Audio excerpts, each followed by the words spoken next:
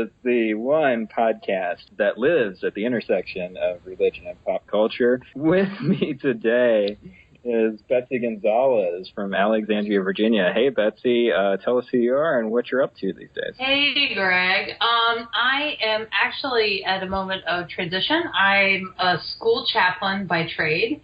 And so I've been serving this is my second Episcopal school. And so I've now moved to a boarding school environment here at Episcopal High School, where I'm going to be working with 9th through 12th graders and navigating the waters of living with my congregation as a dorm parent of 50 girls. With us from Omaha, Nebraska, Liz Easton. Say, hey, Liz, what are you up to? Hi. I live here in Omaha, Nebraska, and I'm the canon to the ordinary for the Episcopal Diocese of Nebraska, which is a title that I'm still seeking to define for the people who ask me what it means. But basically it means that I work in our diocesan office and help our parishes and people with issues ranging from calling a new priest to their church to navigating the ordination process, growing their parishes, everything. And basically it means I get paid to take road trips all across the beautiful state of Nebraska, which is like my favorite thing. If nobody's following you on Instagram right now, they should. Thank you. Diocese_of_Nebraska. And finally, from Emporia, Kansas, it's Chris Arnold. Chris, say hello. What are you doing these days? Hello, Intertubes. I am serving as a parish priest in Emporia, Kansas, which is in east central Kansas, about halfway between Topeka and Wichita. It's beautiful here. The cicadas are just coming out. Very happy. Finally, my name is Greg Knight. I'm the Director of Children and Youth Ministries in Palm Beach, Florida. It's gorgeous. It's the place to be for anyone that's looking for a place. In the interest of full disclosure and for the sake of transparency, this is a show where we talk about television, movies, books, anything that exists in the pop culture. And that means the entirety of the art, however it presents itself. So, as Dante would say, abandon all of your spoiler hang-ups, ye who enter. This is a spoiler zone. Recently, the Emmy nominations were released, and one of the things that I thought was really interesting that came out of the Emmy nominations were two shows in particular, two Netflix shows. House of Cards got a bunch of Emmy nominations, and Orange is the New Black got a lot of Emmy nominations, which is an interesting way to think about it because Emmy tends to be the last bastion of old television, holding up that banner of, well, let's make sure network shows get promoted and let's make sure, shows that are on terrestrial television get promoted. And here come these internet shows along who have built up quite the following, and they can't be ignored. And so we're not going to ignore them today. Our first topic is going to be Orange is the New Black. It is the story of Piper Chapman, a woman in her 30s who was sentenced to 15 months in prison after being convicted of a decade-old crime of transporting money for her drug-dealing girlfriend. And that's probably the best place to start, is with the character of Piper Chapman. She's really our anchor for the show, and we tend to learn the system of the prison that she's in and the system of the world that she lives in through her eyes. I'm wondering if she is really the best anchor, knowing what we know now from the past two seasons, if she's really the best anchor for the show. Any thoughts on that, Liz? Well, I think that there's a big difference between the first and second seasons in that regard. That the first one, which I think was based more closely on the real Piper Chapman's book, never gets away from Piper. Like, it's all about her from every single episode, even though it really is an ensemble cast. And then the second season kind of breaks that wide open, and Piper is not the center of attention anymore, which makes a big difference. And I think as a viewer, it makes kind of a point of view difference, because in the first season, she is kind of us, in a way, like an outsider going into prison. And I think it's in that first season that you learn that we're all pretty similar when it comes to, we're maybe not that far away from prison ourselves, literally and figuratively and spiritually. And then in the second season, it sort of moves away from that. so at the very end of season 1, there's, spoiler alert, there's that, the big fight between her and Pennsatucky, and that is a moment we find out in season 2. That's a breaking point. That's a point where Piper begins to wonder if prison is changing her, or if prison is just revealing her true identity, and it's scaring her terribly much. And so she becomes less identifiable to the viewers, I think.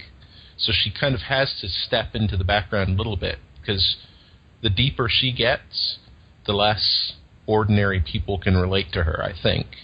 But that's fine, because there are all these other wonderful characters who get to step into the forefront in season 2, and it really becomes much more complex. And it's like almost the newness has worn off for all of us, and we're just kind of in it for season 2. Ate it up. I binge watched it. Yeah. It was awesome. No, I think it's a testament to Genji Kohan and how she's been able to really create just this cast of characters that you wanted to hear more about. Every episode, as I clicked next until like 2 a.m. on my Netflix, whose backstory is next? Who is it going to be? How am I going to learn about their road to get there? What assumptions have I made about that person leading into this that are going to be challenged by the life that they were leading outside of this place? It's like any of those crucible places in our lives where we go to either try to focus solely on ourselves in a way to endure the reality we're living in, or we're going to give over parts of ourselves to it to be shaped by it. And that split happens for Piper. So then we're just able to get into everybody's story in a much deeper way. I'm always very aware that I'm a blonde white girl watching this show, but then you start to really see just the whole prison movement that's come out of this, like improving prisons and places where they've filmed it. It's pretty, it gets cultural and political. And I remember watching that first episode vividly, thinking, I don't know what it is, but I'm starting to get nervous about her going into this prison. I was starting to fear for her, and it seemed like every time something new happened to her, it just seemed even scarier. This seemed like such a foreign world, and it made me wonder, by the time you get to the end of season 2. And all of a sudden, it's not a foreign world at all anymore. And I would actually argue that she's morphed somehow from the character of Piper into the character of Chapman. And Chapman has really become a different person because of the system, because of the prison system itself. Sounds a little bit like seminary, I'll say. Like, seriously, you go in pretty self-assured, like, this is who I am, I'm called to be here, I'm going to do this thing, depending on your denomination, whether it's 4 years, 3 years, or how long you're doing it. And, and then you start finding out all these parts of yourself that aren't so attractive, and people aren't going, rah-rah, sis, boom, bah, you want to be a priest, great for you. And you're like, ooh, I don't know how I feel about all this stuff. And you have to come face to face with yourself. If there's anything that's going to call you to the carpet, prison's going to do that. Okay, well, that's an excellent jumping off point for this thing that I've been developing over the last day about how the situation in the prison in Orange is the New Black is a pretty adequate summary of the whole doctrine of original sin.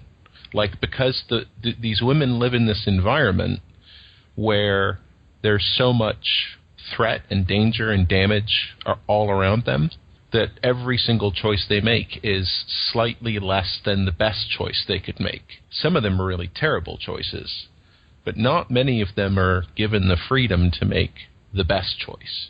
And that just feeds off each other in that kind of networked, holistic way where it just keeps everybody in a kind of suspended animation of hazard. So there's something in there for me as a priest who thinks about how to talk about these things a lot.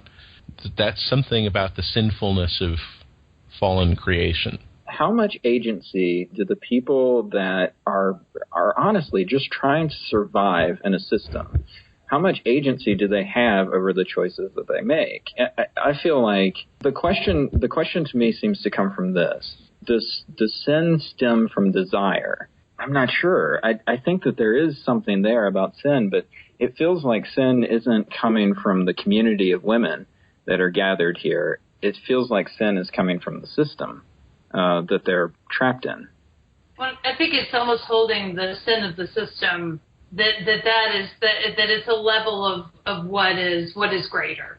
Have we really run into somebody who's in the prison who shouldn't be there or wasn't doing what they have been at least closely accused of doing? I mean, they even joke about it in the opening episodes. Oh, yeah, we're all innocent and blah, blah, blah. I mean, there is the assumption that everybody's screwed up, and that whatever, nobody's buying that you didn't do what you did to get in here.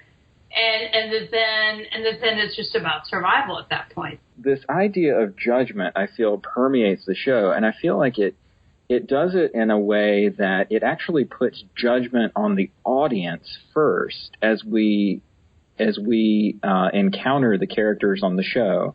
Specifically, I'm thinking of the first time that we're introduced to Crazy Eyes, which seems to be a pretty straightforward character when we first meet her. And over the course of several episodes, we start to realize, no, there's a lot of complexity here.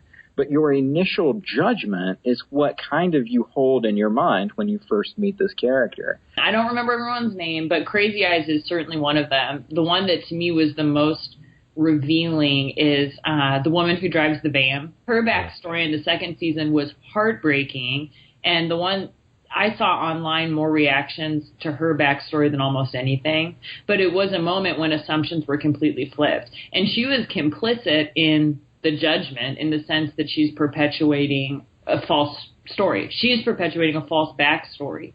And then the writers go on to reveal the true story. So I think it's the genius of the writing, and it's also revealing again of how close we all are to really messing up. And that's something that Fisher says, the sort of naive young guard says. You remember she's holding the ladder for Chapman while she's changing a light bulb or something, and she says, this really could have been me. Like, the only difference between me and you is that you got caught and I didn't. For just a second, it really blurred the lines between the humanity of the guards and the humanity of the inmates. I love the complexity of it, and I love having the rug pulled out from under me because we are all more complex than we think we are, and having characters who have all those layers like onions and ogres is really good. I mean, it makes the story why you tune in for what is the next thing she's going to peel off. I think that one reason why this show is so popular, and Laverne Cox is a part of that, and so is everyone that we're talking about, is it's an all-female cast. It's completely female-driven with fabulous writing and great backstories. And that's so rare. And it's not just women who are grabbing onto it, although it maybe mostly is, that women are so hungry to see compelling, nuanced stories about our lives and our relationships and ourselves portrayed well, that as soon as that happens, it becomes, a movement. So let me talk about one other thing when it comes to this show, and this is really the thing that, every time I see an episode of this, this is the one piece that I come away with every time, and that's the overarching threat of loneliness and isolation that exists for every character on the show, whether it's the women in prison, whether it's the people that they've left behind in the real world, like Larry, like parents, best friends. For the guards, for Healy, who can't even relate to the person that he lives with at home, who's searching for common ground no matter what, to Caputo, who plays in this sad little rock band in this really rundown-looking bar and is afraid of people seeing him for who he is. This threat of isolation, this threat of loneliness seems to permeate the whole thing. How do you see the role of loneliness in the show? Well, I think it's interesting that the women inside of the prison are having more authentic relationships than the people who are moving inside and outside of it. That, the guards and Healy, for example, it's the women in the prison that are falling in love, pretty truly, and sharing their vulnerability and struggling together. And of course, there's bad stuff happening. Obviously, there's violence and there's jealousy and everything, but they're engaging on a pretty deep level just of human to human relationships. Whereas the guards, their personal lives are falling apart. They're totally suffocated by their loneliness. I think it's that human need for community. You got to have a family and a community. Even when Red was exiled from the kitchen and nobody wanted her, girls didn't want her, and then she's sitting there with the Golden Girls at the table, and she initially resisted their invitations and then eventually gives in. And that it's the wanting to have community in that way. I mean, I see it in school ministry when people have come to a school yearning for it to be so many different parts of their family's life. Is there a group of moms that get together or a group of dads that get together? Is there, all these sorts of social facets that my child's school can fulfill to the point where you end up at a school that has a parochial bent to it. And I had parents who regularly came to chapel services that their second graders attending, and that's church for them. And because they are looking for some way to really tap in and be intricately involved in a community. They're seeking it, and I think we want it. We want it, and I think that organized churches are having a hard time figuring some of those pieces out. But it's why some places are really expanding in other ways and are finding great new ways that people are seeking to be with other people in an authentic way. There are two places that exist in the prison that I think represent two very different poles. One is the shoe. The shoe is basically the devil. It's the biggest threat that there can possibly be in the prison. It's the one thing that makes every single prisoner stand up and pay attention and say, well, I definitely don't want to do that. And I feel like the other pole, and I think this is interesting for our conversation, the other pole, the very opposite of the shoe, is the chapel. If you look at how the chapel lives in the lives of these women, it's the one place where they can be themselves. It's the one place where they can have authentic sexual relationships. It's the one place where they can be a group together. It's the one place where they experience joy, where they experience happiness. It's the one place where they're human, whereas the shoe does everything in its power to strip them of their humanity. So you've got the shoe where people are by themselves, and it's absolutely the most miserable experience on the show is when people are in the shoe. On the other side, I think arguably the most content, most placid, most enviable character in the entire show is Cal, Piper's brother, who's always out in his little trailer out in the woods. He's always very cheerful, very placid, and he's isolated. So he's off by himself. The people in the shoe are by themselves. So it's not just the fact that they are alone that's the issue. There's more to it than that. There's the surroundings and I would guess arguably the choice. But I've just noticed that, he seems so happy by himself out there, and then in the shoe, people by themselves are literally going crazy. Hal's gotten engaged now, right? Oh, he gets married. Oh, he gets married at the wedding. Yeah, right. He gets married at a funeral. That was absolutely that. Can we talk about that scene as some clergy folks here? That was my worst nightmare that I never knew that I was having. Would be someone switching mid-funeral into a wedding. And what was this priest doing? He just stood there kind of like, well, okay, what are you going to do? That priest, that actor, obviously he hadn't done enough to earn his SAG card, because any priest I know would have jumped down and just started railing. Yeah. My body, it scares me. I don't know what to do. Guess that I could go out to see a show, but other people scare me too. This isn't anything new.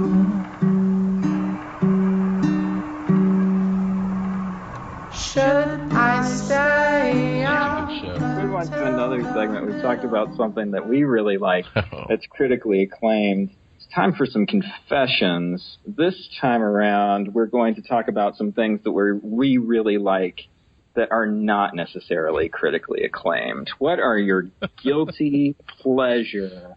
Forgive me, Father. Pieces that exist in the world. We're going to go round table with this. We're going to start with you, Betsy. What's your guiltiest pleasure in pop culture? It's got to be Kardashians, Greg. I mean, I don't understand it. I can't even give it any sort of like research for some, religious thing, like for something. I watch it. But do you watch it in a judgmental kind of way? Do you watch it with the idea of, I can't stand these people, but I've got to see what they're up to now? No, I think I watch it in more of because I'm a big family systems person. So for folks who haven't been in a lot of therapy or read that guy's book that we all had to read in seminary in pastoral care class, family systems means graphing and studying the patterns of a family and seeing where different things are going to arise for perhaps the person that you are counseling. And so I watched that show in a very family systems kind of way. Where are things repeating themselves? How is this family, this misunderstanding that's happening here? And I try not to think about how much things may or may not be kind of scripted for my value. And there is some looky-looness of it, of the trips in the houses and the things like that. But I think it's more that I come back to it for some of the watching the family work itself out. Can you beat Kardashians, Liz? I don't watch the Kardashians. In fact, after all these years, I still can't keep my Kardashians straight. I'm totally aware of Kim Kardashian. The other Kardashians confuse me. So my guilty pleasure, 100%, 3 words, Pretty Little Liars, ABC Family. Oh, wow. Pretty Little Liars.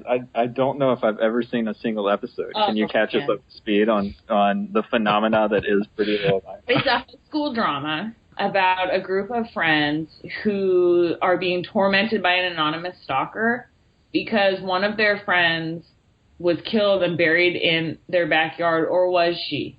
Or was she? I'm not going to tell it for you.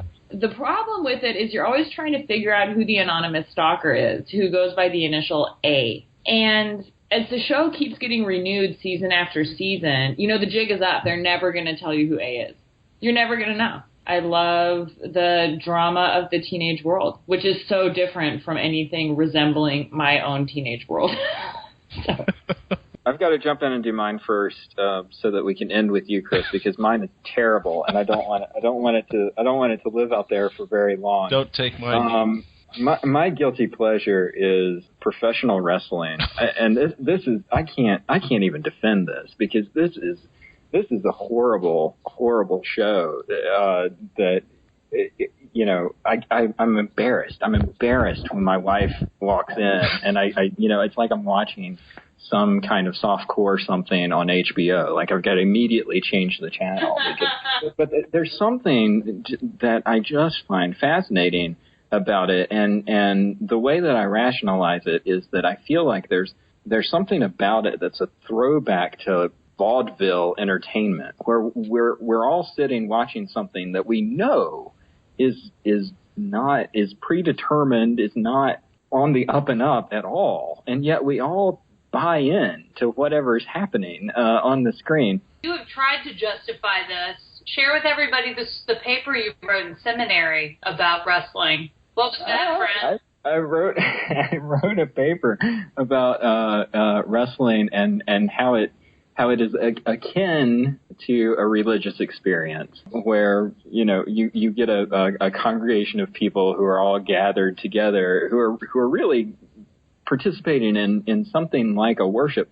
The problem is that what's being worshipped at the altar of professional wrestling is violent retributive justice. That's what everyone is there to see. That's what they all love. He made good points. There's a procession, there's a song, people walk in, the action in the altar ring happens, and then they process out, and there's a song. Like it was pretty good. You did a nice job with that. Well, thank you. It bears the trappings of something religious, and yet at the very center of it, there's something very, very unholy. And I'll just leave it at that. And Chris, what is your guilty pleasure? I think Greg just watches wrestling to bring family systems theory to the tag team matches. So my guilty pleasure, my biggest guilty pleasure, I have to say, is the one Catherine Elizabeth Hudson, otherwise known as Katy Perry. I'm a huge Katy Perry fan, and I have been for years, really since California Girls. And then I went back, and I don't think I have everything she's ever recorded, but I have enough.